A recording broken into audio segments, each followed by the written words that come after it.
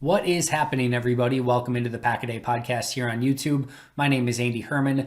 I am the owner and creator of the Pack-A-Day podcast. I am also a writer and editor for Packer Report. You can follow me on Twitter at Andy Herman NFL.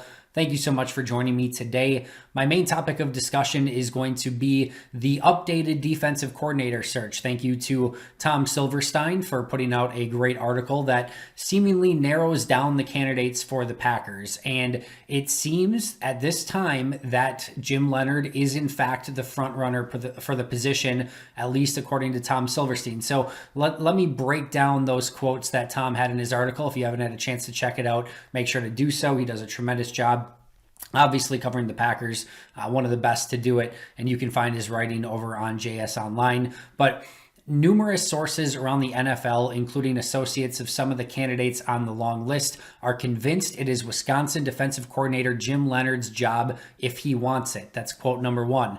And there are others, this is quote number two, there are others who think LA Rams safeties coach Ejiro Evero is firmly in the hunt as well, so leaves the door open a little bit there. And then number three, quote, Leonhard, in the minds of numerous sources with interest in the search, is the front runner and may have been offered the job. So that was the latest from Tom Silverstein. So it seems, at least from this article, and I don't want to certainly put words in Tom's mouth, but it seems that Jim Leonhard and Ejiro Evero are the two, front runners and potentially maybe even finalists for the Packers defensive coordinator position. And if you follow me on Twitter, these were two of my final three that I thought. And in fact, I had Ejiro Evero number three. I think in hindsight, I kind of wish I would have put him number two after doing a little bit more digging. But either way, Leonhard has always kind of been my front runner. And I know that there's some out there who may believe that this is just, people wanting Jim Leonhard because he's from Wisconsin. And if he was the defensive coordinator at any other college, would this even be a thing? But I don't see it that way in any way, shape, or form. I see Jim Leonhard as one of the bright young defensive minds in all of football, whether that be high school, college, NFL. He seems to be a coordinator that is on the rise. He is young. He is aggressive. He's made do without a bunch of 4- and 5-star prospects on his defense and is still hung in. And I'll get to some of that more in just a moment as to why I think he's qualified. But this, for me, has nothing to do with him being a Wisconsin Badgers coach or from Wisconsin, although I do think that helps the Packers in this search. It seems like Jim Leonhard wants to stay in the Wisconsin area, keep his family in this area. So, Tom Silverstein actually also reported in this article that Jim Leonhard actually turned down two other positions, including in 2018, a defensive coordinator position with the LA Rams, which you can connect the dots there a little bit. And then the other one was the Illinois head coaching job just this past season. So that is, two pretty distinct jobs, a head coaching position at a Big Ten school and a defensive coordinator job in the NFL. So for anyone who's saying, he's just a college coach, well, an NFL team offered, again, according to Tom Silverstein's report here, offered Jim Leonhard a defensive coordinator position, and he was just offered a head coaching position at the University of Illinois as well. So there are obviously many around all areas of football who believe that Jim Leonhard would be a very good coach in a variety of different capacities, including on the defensive side of the ball. And the reason that I'm really so interested in Jim Leonhard is a variety of different things. So I know some people may hear that he's, knows Mike Pettine's defense and is a disciple of that defense. Well, yes, he played with Mike Pettine's defense. He also played with Rex Ryan's defense. Those are two certainly influencers with who he is as a defensive play caller and coach. But that's not all he knows. Obviously, he's learned a ton since then. He's built his own defense at the University of Wisconsin. Certainly something that will have to evolve as he gets to the NFL. But I don't foresee that being an issue in any way, shape, or form. And in fact, his knowledge of Mike Pettine and his defense, to me, is a huge advantage for Jim Leonhard coming into this role. So Jim Leonhard knows a huge portion of what Mike Pettine was trying to accomplish with his defense the past year.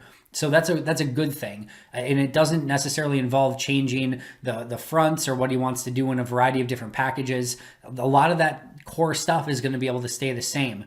But Jim Leonhard's a bit more aggressive. He knows the back end better from playing safety for years in the NFL. I think he's going to bring a holistic approach to the defense of utilizing everyone and not being necessarily so passive as Mike Pettine was. So people might hear Mike Pettine and say, well, why would you take a guy who was a disciple of Mike Pettine? You just had Mike Pettine. Who needs the disciple? But he brings some of that aggressiveness and that blitzing mentality from Rex Ryan. He knows Mike Pettine's scheme, which again, I think is an advantage in this situation, and then also has his own concepts. And I was going back, and I think it was he was doing a coaching clinic in Wisconsin and listening to Jim Leonhard talk, and I tweeted out, and you can check my timeline, and it just sounds like all the core concepts that Matt LaFleur wants to initiate. I mean, he touched base on the fact that, coaching first is teaching, and that is something that Matt LaFleur has stressed from day one, that these are not just coaches who are trying to grind and get the most out of players. And, these are teachers who are teaching them to try to be better and teaching them all the nuances of the game. They seemingly are eye to eye. He talked about, he didn't specifically say the illusion of complexity, but trying to make things as easy as possible for his defense, but make it look complex on the outside. I mean, that is a mirror image of what Matt LaFleur wants to accomplish on the offensive side of the ball. Obviously, two younger head coaches, it just seems like these two would be perfect fits for one another. Again, go on my timeline and watch that video that I posted from a couple days ago. And it sounds almost like Matt LaFleur talking about coaching. It's crazy how on the same wavelength. And none of it was that earth shattering. A lot of coaches, stress the same things, but this was like the very beginning of him talking about his core concepts and, talking about him wanting to have his defenders play faster and not thinking as much and all of it. And it echoed to exactly what Matt LaFleur has talked about as a coach and what he wants out of his coaches. It shouldn't take long for those two to get on the same page and be on the same wavelength for what they want with this team and allow Jim Leonhard to take over and control the defense in the very same vein that Matt LaFleur takes over and coaches this offense. So another article that I was really excited about, and kudos to Peter Bukowski, and if you know me, it just pains me to say that, but kudos to Peter Bukowski for finding this article. There's this great article, if you go back to the 2010-2011 season, the Jets, he was a member of the Jets at the time. He was out with a fractured tibia.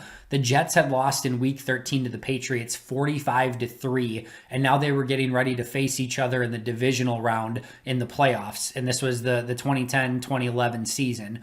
And they were getting ready, obviously, to face Tom Brady and the Patriots. And Jim Leonhard went back and watched that 45-3 beatdown that the Patriots had handed them. And he found something on tape with an alignment in a specific scheme and pointed it out to his coaches. And, Leonhard, kind of passed it off as saying, oh, it's just kind of this small adjustment that we were kind of making to a formation. But his coaches afterwards, by the way, the Jets won that divisional game. They held the Patriots to 21 points and only 2 touchdowns, a couple field goals and a 2-point conversion as well, but 21 total points and only 2 touchdowns. And the coaches afterwards said it was not just a small tweak, it was a major development as far as the coverage was concerned. So 2010-2011 season, Jim Leonhard, a defender, finds something on tape about Tom Brady and the Patriots offense that he thinks if they tweak their defense, they can shut down that high-powered Patriots offense. And they go out and they do it in the divisional round of the playoffs, and they beat the Patriots in the divisional round of the playoffs, and as the New York Jets, by the way.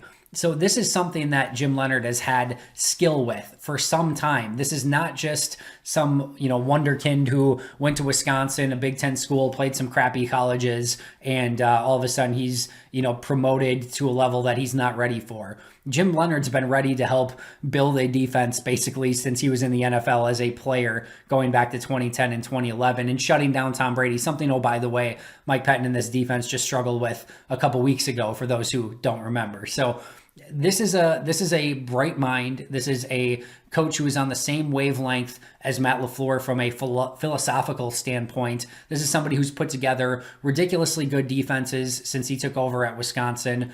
This is a top tier candidate. And, if he is in fact, their number one, don't be shy. Give him the money that he needs to move from Madison to Green Bay. This is a Super Bowl caliber team that if you fix the defense and get this into a top, 5 defense or, a consistently top 10 defense, you have a legitimate shot to win the Super Bowl.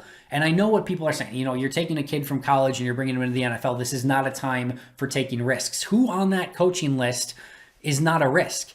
Every single one of the Jerry Grays and the Joe Barrys and the people who have done it in the past have struggled in some capacity to put, consistent defenses out on the field. There is risk with bringing them in as the defensive coordinator. Even if you want to go, with the Rams safeties coach, Ejiro Evero, there is risk there. He's a safeties coach. He's never coordinated a defense or called plays.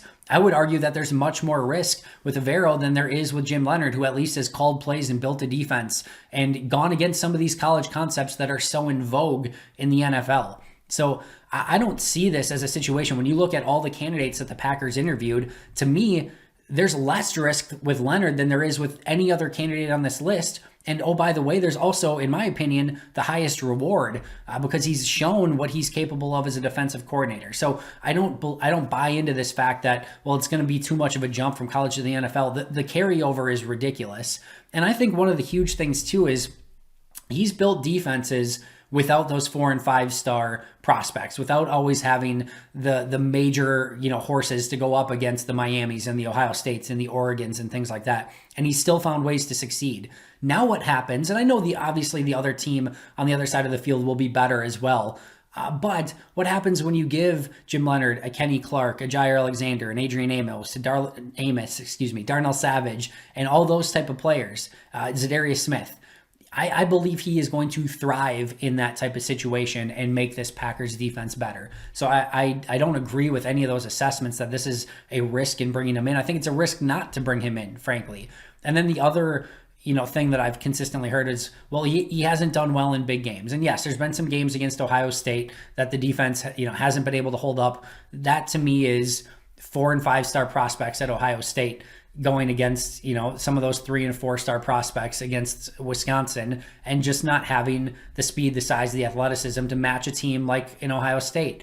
But even if that's the case, even if some of those games against Ohio State, got the best of Jim Leonhard and his defense, to say that he hasn't performed well in big games is selling him completely short. So 2017 against Miami, in the bowl game, they hold Miami to 24 points. And again, this is all as Jim Leonhard as defensive coordinator. Hold Miami to 24 points. They won that game. They intercepted Miami 3 times in that game, which was a huge deciding factor in that game. Fast forward to 2018. They play Miami in another bowl game. They hold Miami to 3 points in that game. Huge defensive effort by the Badgers. 2019 held number 11 Michigan early in the season to 14 points and won that game. Held number 8 Minnesota later in the season to 17 points, won that game. And then how about that Oregon game? Justin Herbert as quarterback. Yes, they lost that game. Yes, they gave up 28 points. Jim Leonhard's defense allowed 204 yards total all day to Oregon's offense. 204 yards. That's through the ground, the air, all of it. 204 total yards. Justin Herbert was under 200 yards passing on the day. And people are saying, well, yeah, but he had 3 rushing touchdowns. He had a 30-yard rushing touchdown. I think he had 4 other rushing yards the remainder of the day. Jim Leonhard's defense was fantastic. Give kudos to Justin Herbert for making a couple of those plays with his legs. That was not defensive coordinating that lost that game. That was Justin Herbert making some really good plays. And again, that Badger defense holding Oregon with Justin Herbert at quarterback to 204 total yards of offense. So another win for Jim Leonhard, in my opinion, even though the Badgers lost that game by a point. And then this past year, I know the Badgers struggled. They only played 7 games. 5 of those 7 games that they played, they held their opponent to under 20 points of those 7 games. So he has shown it consistently over and over, season after season, against good teams, against good quarterbacks, that he knows how to shut down some of these teams. And yes, again, Ohio State has got the best of him on a couple different occasions. I don't put that on Jim Leonhard. And if that ends up being the case of what's the difference, again, you look at any of these other candidates, they are less proven than what Jim Leonhard has been over the course of the last handful of years. He's young, he's aggressive, he understands the defense, he's gotten results, he's got all of it. He matches the philosophies of Matt LaFleur. To me, this is a no-brain hire if Green Bay goes in that direction. According to Tom Silverstein, that's the direction that they're leaning with. Again, in the minds of numerous sources with interest in the search, he is the front runner and may have already been offered the job. So kudos to Tom Silverstein for the reporting. We will see. It seems like we are getting closer and closer. I would say for sure within the next handful of days, if not much sooner, we will know in all likelihood who the Packers' new defensive coordinator is. And as I put out on Twitter, yeah, the Super Bowl is fun, but man, you're so close to a finalist for defensive coordinator candidates. What could possibly be more fun than that? Who needs a Super Bowl anyway? I'll be back here tomorrow to discuss that Super Bowl as well as maybe a new defensive coordinator for the Green Bay Packers. That's going to do it for me. Make sure to check out our audio edition of the podcast wherever you get your favorite podcast. Please do me a favor and subscribe if you haven't already. But until next time, and as always, go Pack Go and hire Jim Leonhard.